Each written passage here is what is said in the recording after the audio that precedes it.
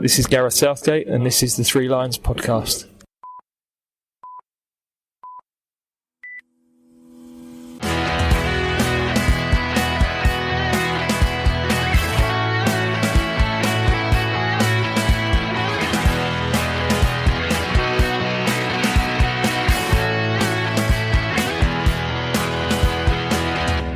Hello and welcome to the Three Lions podcast. My name is Russell Osborne and this is an independent England football supporters podcast. Thank you very much for joining me. I hope you're keeping well.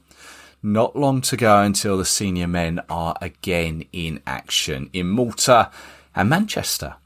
That preview episode is still to come, so stay subscribed and you won't miss it. Also, Sarina Wiegman announces her Lionesses squad for the forthcoming World Cup in Australia and New Zealand. We'll have an episode on that too at some point. But this episode is one I hope you'll enjoy. As you may remember, recently I released one looking at England's youth sides who were in action this summer. Well, this episode is finding out a little more about how they've either got on or they're getting on. Stay tuned, as I've got a chat coming your way with an England fan who is in Argentina for the Under-20 World Cup. He's going to tell us how it is there and what he's seen. Now, I explained in the recent Lionesses episode with Abdullah that the young Lionesses made it to the semi-finals of their European Championships in Estonia, where they were defeated by Spain. You can find more about that on episode 262.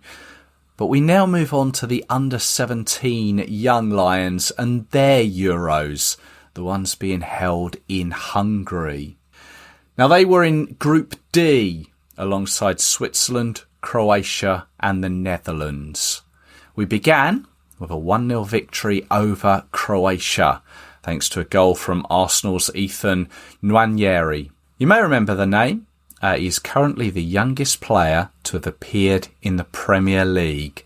He appeared for Arsenal back in September last year, aged 15 years and 181 days. That was when Arsenal played Brentford. Next up was the Netherlands, who were dispatched 4-1. Although it wasn't as one-sided as the scoreline suggests. Arsenal's Miles Lewis-Skelly scored a great individual goal early in the first half. The Dutch equalised in the second. And then with 20 minutes to go, Manchester City's Isaiah Dada-Maskol scored direct from a corner. Then the Dutch were reduced to 10 men and the young Lions capitalised. Dada-Maskol got another into injury time before his clubmate Justin Obervudu got the fourth right on the whistle. Now, both England and Switzerland were through and they would meet each other in the last group game. That game ended 0-0, although Switzerland won a penalty, which was saved by Chelsea's Ted Kurd in goal. And it meant that the lads finished top of Group D and then faced France in the quarter-finals, who had finished second in Group C. So that quarter-final was played on the 27th of May. And the Young Lions bowed out of the Euros to the holders, France. An equal game, but it took the French until the 89th minute to break the deadlock. Heartbreak. It came via the penalty spot. Captain Lakail Samuel of Manchester City adjudged to have handled the ball in the box. And with that, France, well, they were into the semi-finals. However, though, due to the nature of this tournament, it wasn't all over. A little silver lining hung in the air. Now, as I mentioned in the preview episode for the youth finals, all the semi-finalists go towards the Under-17 World Cup finals that are being held in November, December this year, along with the winners of England or Switzerland, who were adjudged to be the two best beaten sides, and also taking into account their group stage progress. It's all a little bit complicated. But the 30th of May came around, and after that goalless draw with the Swiss less than a week ago, this was far from the same. 17 minutes in, Leeds' Archie Gray put England ahead. The Swiss equalised just on half-time, then took the lead early in the second half. However, 2 goals in a minute from Zachariah Lovelace of Glasgow Rangers and Michael Golding of Chelsea turned the game in the favour of the Young Lions. And on 76 minutes, Aston Villa's Caden Young made it 4-2, and Ryan Gary's England are heading to the Under-17 World Cup finals. Congratulations to them all. Now, as I say, it's due to be taking place in November and December. Well, 10th of November, and the final is the 2nd of December. As yet, there is no host. Peru, well, they were due to be hosting it, but they pulled out in April. And at the moment, they've found no replacement. But no doubt, nearer the time, we shall have a feature on it.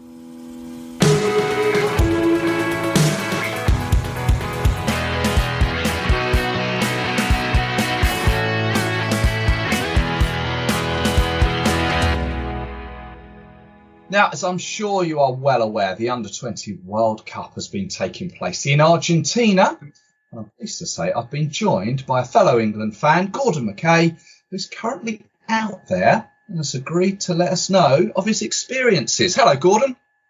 Good afternoon. How are you? Oh, very well, thank you. Thank you very much for joining us. You're out there in Argentina. Correct. Yes, I've been here for 6 months now. Is that work or pleasure?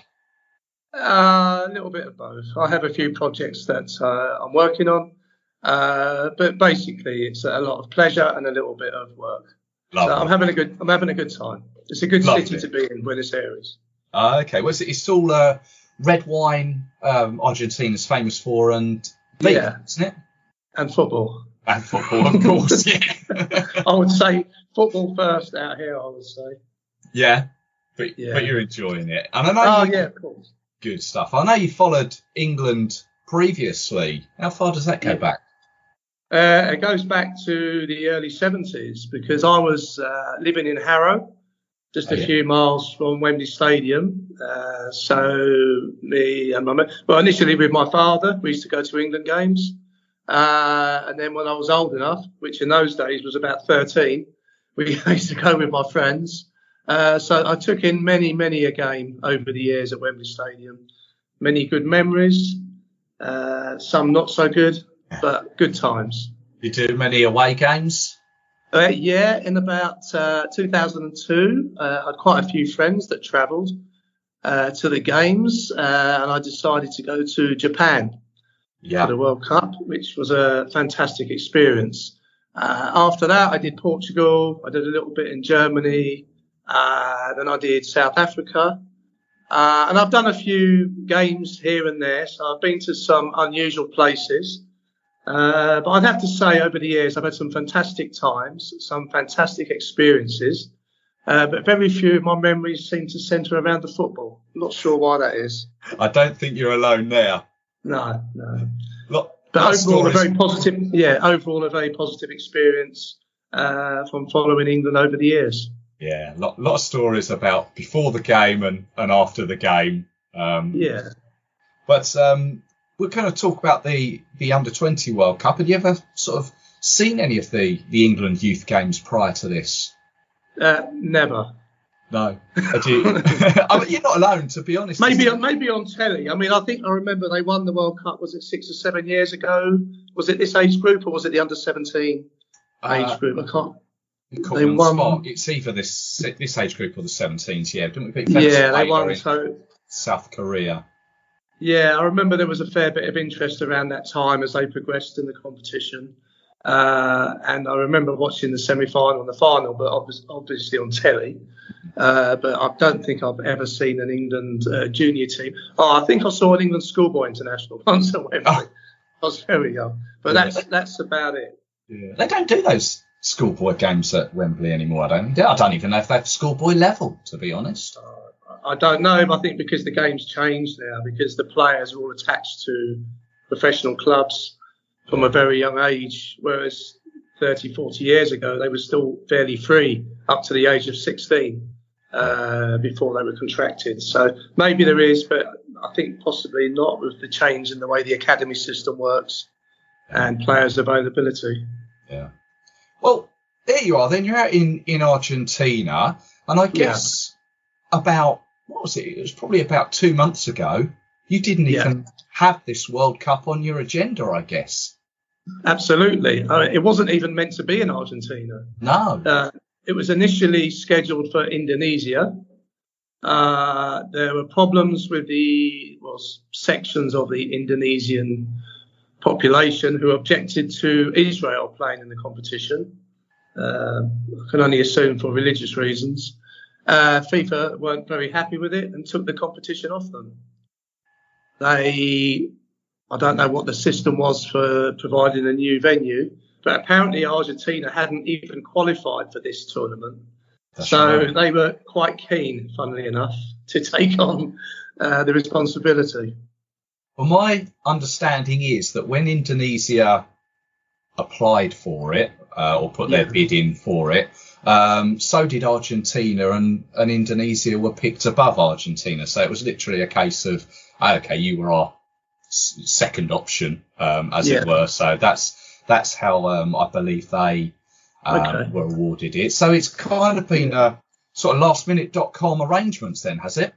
Yeah, it looks like it. They're only actually using 4 stadiums. One of them is in La Plata, which is where England had been based. It's about an hour south of Buenos Aires. Right. The other 3 stadiums are about 1,000 kilometres northwest of here.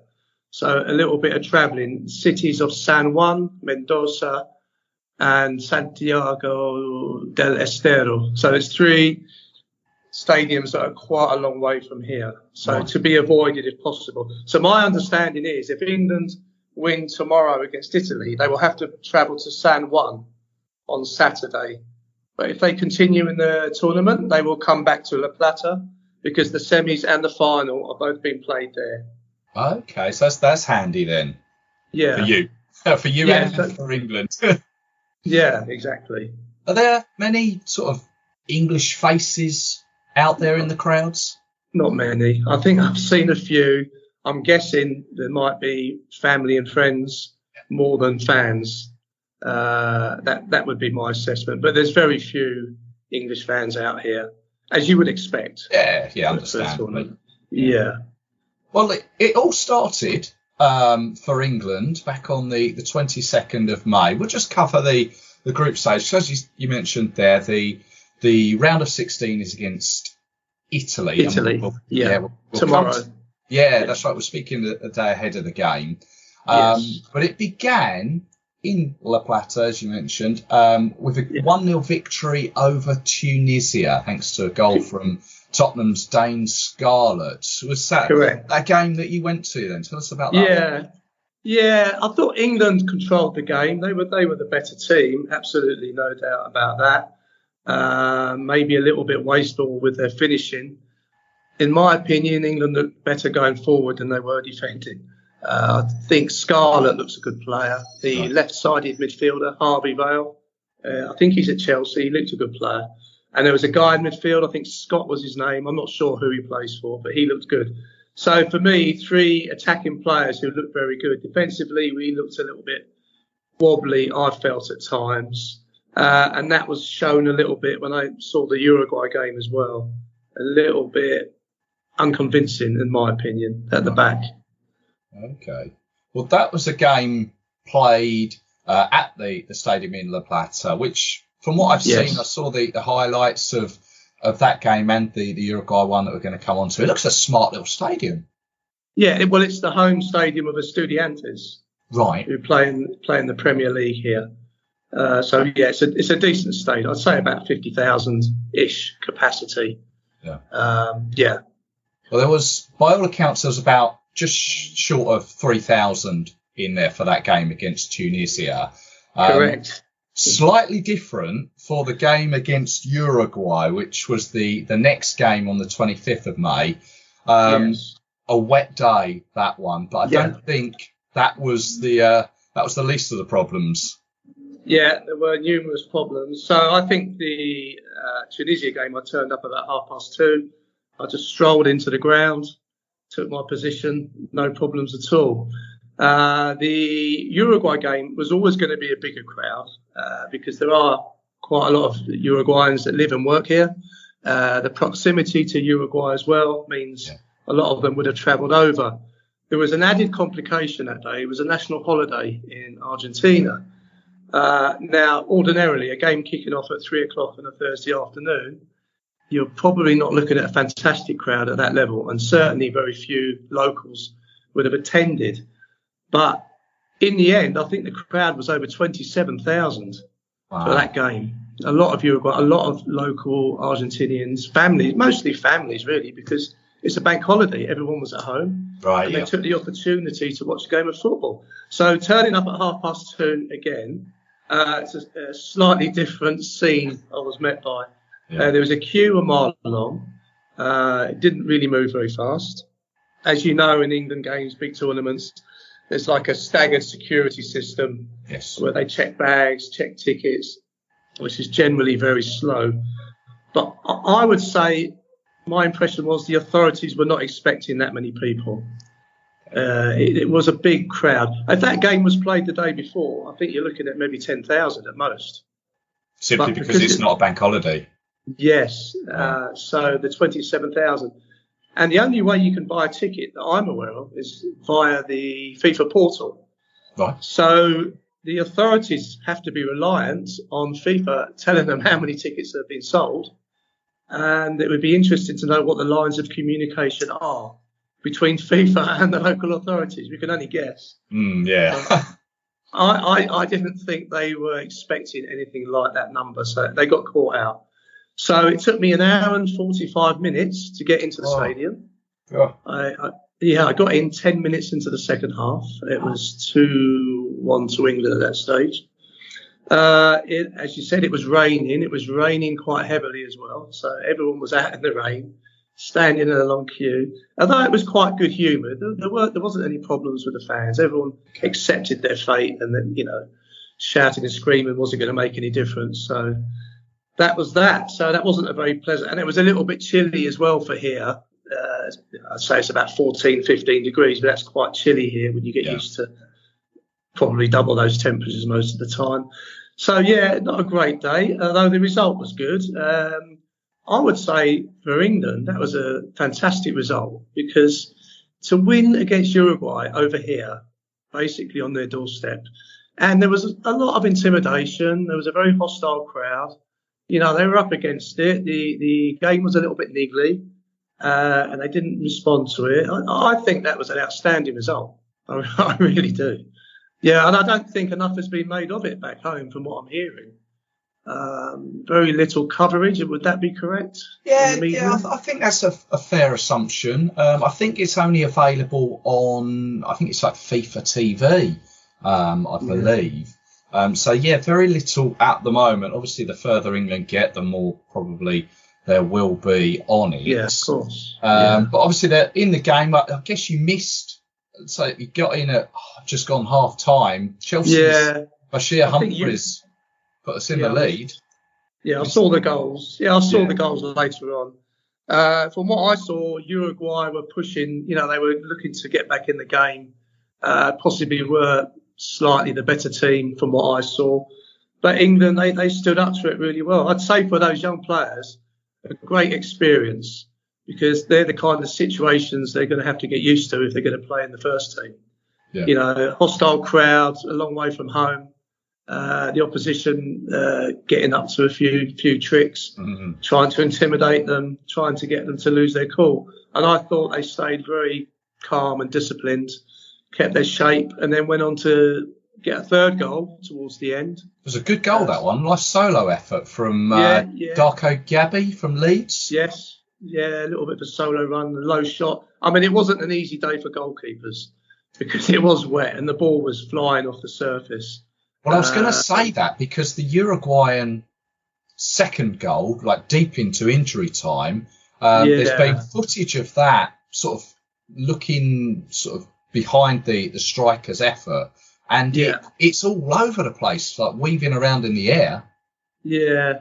Maybe the goalie could have dealt with it a little bit better, but it was, possibly a mistake. But it was a difficult day for goalkeepers, for sure. So I wouldn't be overly critical in a situation like that. Yeah, so overall, I think a fantastic effort by the team, great experience for them coming through the ranks, and a fantastic win, and probably deserving of a lot more media coverage from what I'm hearing back in the UK or back in England. Yeah, well, let's hope we can read some more, and yourself bringing us some information like this is good to hear. But with 2 games under the belt, we were through, and it kind of meant the last game against Iraq was you don't want to say a dead rubber, but yes, it was. Again, played in the same stadium. Back to 3,000. But it was a much changed team as well. Right. Which I think was expected. They used both of the other goalkeepers who hadn't already played. They gave them a half each. Okay. So I had that feeling of a pre-season friendly. And it was England missed a penalty as well. But it was a tame sort of 0-0, so not the best. But what I would also add, what I'm aware of, this may or may not be true, that there were England players that hadn't been released prior to the tournament, and they were only coming out this weekend. Oh, really? I think there was at least 2. It might have been 3, and I think they were defenders, and that might explain some of the things I've seen at the games. Gotcha. That there were 2 or 3 players who I think were first choice defenders. Well, I'm assuming if they were prepared to wait for these players to become available, that they were critical to the team. Because I don't think you would do that for squad members, would you? I don't think. No. So I would think it sounds like there's 2 or 3 very good defenders coming or already here. And they're going to need them, I think, tomorrow. I think it'd be I think that's a tough game for a round of 16, Italy. Well, Italy were. Also, I just want to say that last game was against Iraq. It finished 0-0. The Italy game is the round of 16. England are in this second half of the draw, and that Italy have come from an interesting group in which they were in with Brazil and Nigeria, I think it was, and they all went through tied on 6 points, didn't they? Yeah, that looks a very competitive group. Brazil were favourites coming into the competition. Right. I think Colombia was second, and then England were third favourites. No, Argentina was second, England third, Colombia were fourth favourites for the competition. Right. But yeah, I think that's a tough group. And Italy had the top scorer in the competition. I can't remember his name, but he is the top scorer. So again, I'll have to reiterate, I think England probably need to be a bit stronger at the back for this one. Let's hope that defence is strengthened up then. But have you seen much of Italy? I've watched a few clips of other teams. I haven't been overly interested in the tournament. I've just been keeping an eye on it. I mean, the media coverage here is very extensive. Right. So in the papers, you're probably going to get 2 or 3 pages every morning about this competition. Okay. The telly, I don't watch telly personally, but when you go out to restaurants and bars, there's always commentary or people being interviewed at the stadiums about. So I would say here it's a very big event, and they're covering it as such. And as hosts, Argentina, are they expecting much from the Argentine team? Obviously, being World Cup winners as well. Yeah, apparently not. They weren't. They're not overly confident because don't forget they didn't qualify for this tournament. That's right. Originally. It's not meant to be a vintage crop of Argentinian under-20s, but I think any Argentinian team playing on home soil is going to be very difficult to beat. Yeah. That would be my view. We need to go back to the Uruguayan game because there were a few what we'd call maybe unsavoury chants from the fans, right? Which were anti-English songs. Although you never encounter that in day-to-day life, but I think football is a different arena for those kind of things. Yeah. So there was definitely a little bit of anti-English feeling in the stadium for that game, initiated by the Argentinians and carried on by the Uruguayans because they were losing, I think. Right. I don't think they have any particular issue with the British, but certainly the Argentinians do in some respects. So, yeah, there was a little bit of an anti-English feeling there. I wonder if that has, just by pure coincidence, fallen on on the particular dates of basically it's sort of the anniversaries of the Falklands War, which I can only assume is maybe what you're getting at. Yeah, well, I mean, it might have been part of it, but I mean, the day, the bank holiday wasn't actually one of those nationalistic days. Okay. It was like a working Labour Day. Yeah. The Falklands Day is early April, which they had here. I see. Right. So yeah, it's obviously still a big issue here. So yeah, I don't know whether just a few people started seeing it. The Uruguayans were not happy because they were losing, and they expected to win. Because I got a friend in Uruguay, and she was telling me that the newspapers on the morning of the game fully expected a comfortable win. Right. And even after the day after, they were not very magnanimous in defeat either. Oh dear. So yeah. But yeah, that's why I think Uruguay are a very good team. It should not be underestimated what a good win that was. Yeah. So any player that you thought maybe could make that step up in a couple of years' time? Because not every player at this age level can go on. No. I mean, it's difficult to tell. And the three I highlighted were the three I think at this moment are the best players. Right. And that would be Scarlett, Vale and Scott. But that's just my opinion of what I saw are the three best England players. But, next year, the year after, other players could overtake them. Yeah. It depends on when you're going to develop. It's a very inexact science. I don't think you can look at anyone and say, yeah, they're going to be, maybe when Messi was 16, they probably could. Yeah. But he's an exception. I don't think you can say with any great authority that an 18, 19-year-old is definitely going to be a full international, because it's a big step and they've got a long way to go as well. A lot of luck comes into it as well. Of course, yeah. Opportunity, luck, everything, yeah. Well, you mentioned Messi there. I guess we can't go past the fact that Argentina are World Cup winners. Were you out there then whilst they won the World Cup? No, I came just after that. But it's very evident here. I mean, you can say there's murals all over the city. There's some really good ones, particularly the ones where you have Maradona and Messi both holding the World Cup. So quite significant. So and the number of people that wear Argentinian shirts is obviously going through the roof. As you would expect when a country wins something like the World Cup, there's a lot of national pride. Yeah. So I would say at the moment they're a very happy country. Yeah, it's a country that I'd love to get to one day. And there is talk actually of, I think, the World Cup at some point being jointly hosted by Argentina and Uruguay and maybe another country. Possibly Chile. Yeah. Is in this region as well. That's a possibility. It might not be for a while. I don't think the stadiums here, I mean, from what I've seen, are particularly great. They're not fantastic. They're not on the level of stadiums in Europe, I don't think. Right. Certainly, I went to Boca Juniors about 20 years ago when I first came here, and it was falling to bits. It was in a real state of disrepair. But it was one of those places that came alive on match day. The fans made it. And it's very much like that. I was here a few weeks ago when they had the River Boca game, which is obviously massive. You've got no chance of getting a ticket for that. You actually haven't got a hope in hell. But just even being in the city was an experience. Really? And, people are screaming, shouting in the street, and screaming out of their houses. It's all sorts of things. So, yeah, it's a real passionate football country. Wow. Absolutely. And their knowledge of football in England is very high. Is it? Okay. Yeah, they're very knowledgeable about football in England, yeah. Probably because there's quite a few Argentinian footballers. But they speak with a lot of authority and knowledge when they talk about English football. And they're kind of surprised when you say, people in England, what do they know about South American football? I would say next to nothing. Yeah, very little, I would say, unless you are a real connoisseur. I would say the average Joe on the street probably knows very little about South American football. Yeah, and we don't get any there's no exposure of it. No, that's right. Why there's no football.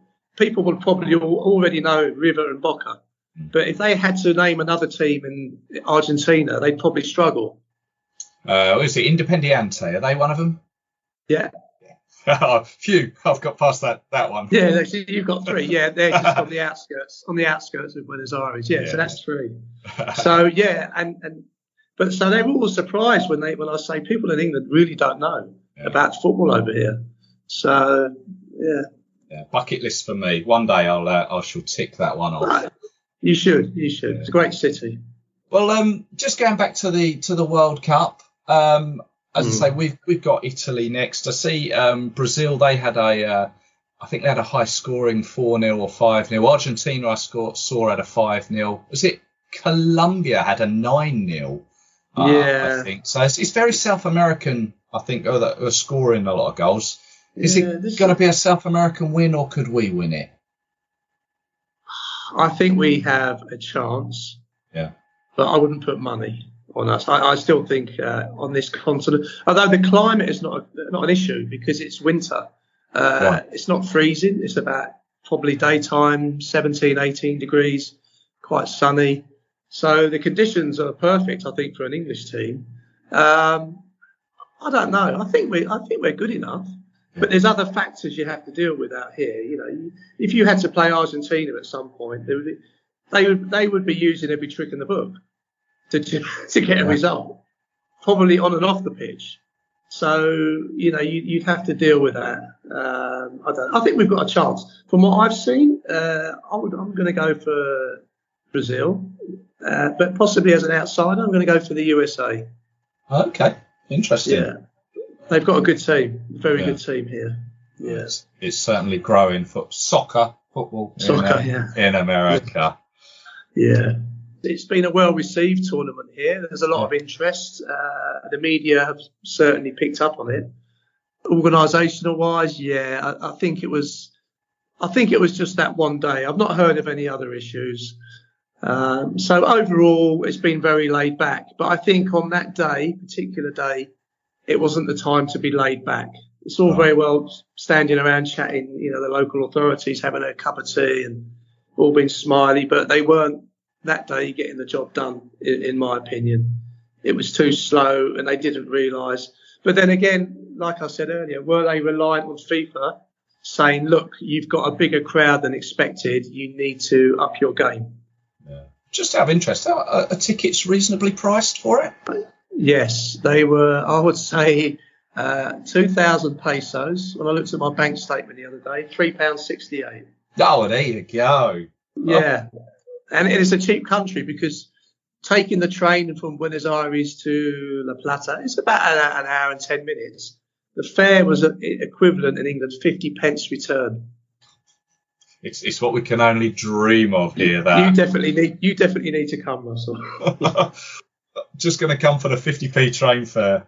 Yeah, it's fantastic. Yeah, it's a good value for money country for sure. One day I will make it there. Gordon, thank you very much for your time and insight into the tournament there. It's been great to speak to you, and maybe if England go a little bit further, we could speak again. Yeah, definitely. Yeah, thanks for having me, Russell, and take care, and hopefully we speak soon.